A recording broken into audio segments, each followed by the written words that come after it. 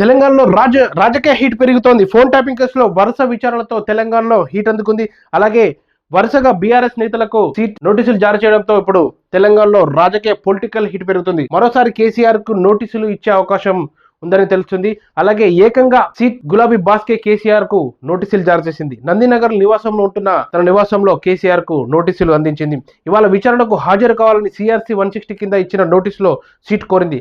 అయితే ఈ సీట్ నోటీసులపై కేసీఆర్ స్పందించారు. ఈరోజు సీటు విచారణకు హాజరు కావాలని తేదీ వాయిదా వేయాలని కోరారు. ఎర్రవల్లి ఫామ్ హౌస్ తన నివాసమని, అక్కడే విచారణ జరపాలని సీట్కు రిప్లై ఇచ్చారు. అయితే కేసీఆర్ సిఆర్సీ 160లో ఒక పరిధిలోనే విచారించాలని ఎక్కడ లేదని కేసీఆర్ గుర్తు చేశారు. మున్సిపల్ ఎన్నికలు ఉన్నందున విచారణకు సమయం కావాలని లేఖలో పేర్కొన్నారు. ప్రతిపక్ష నేతగా బాధ్యత గల పౌరుడిగా విచారణకు సహకరిస్తానని, మున్సిపల్ ఎన్నికల తర్వాత మరో తేదీని సూచించాలని విజ్ఞప్తి చేశారు.